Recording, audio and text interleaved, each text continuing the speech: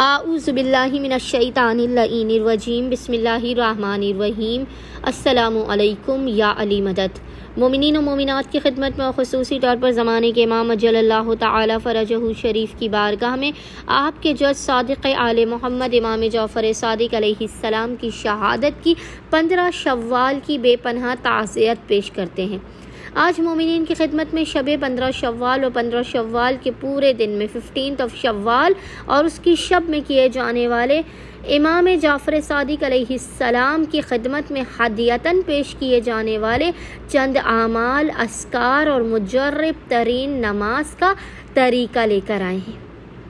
मोमिनीन ने इन आमाल को करके, इन अस्कार को पढ़ के,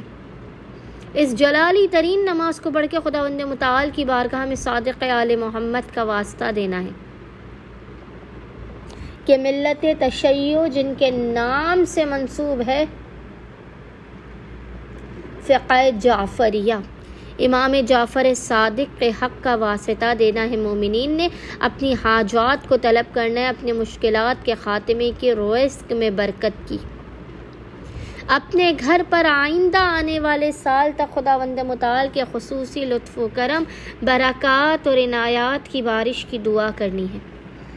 मोमिनीन व मोमिनात की खिदमत में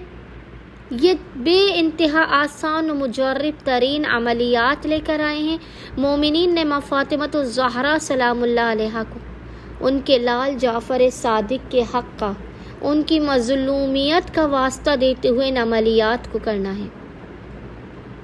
इमाम ज़ैनुल आबिदीन को उनके पोते के हक़ का, इमाम मोहम्मद बाक़िर को उनके फ़र्जंद का वास्ता देकर इन अमलियात को करना है। खुदावंद मुताल आपके मकाम से बुलंद होने से पहले पहले सादिक़ आले मोहम्मद के सदक़े में इल्म के हर दर को आपके लिए खोल देगा, रिज़्क़ के हर बंद दरवाज़े को आपके लिए खोल देगा। अगर आप बे औलाद हैं तो आपको बेहतरीन मुहब्ब अहले बैत औलाद अता की जाएगी।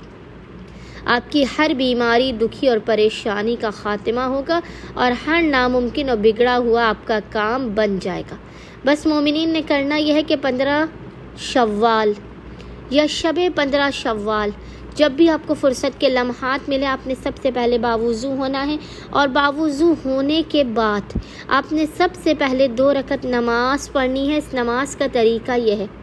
जिस नमाज को आपने इमाम जाफ़र सादिक़ अलैहिस्सलाम की बारगाह में हदिया करना है, इस नमाज का तरीका यह है कि इस नमाज की पहली रकत में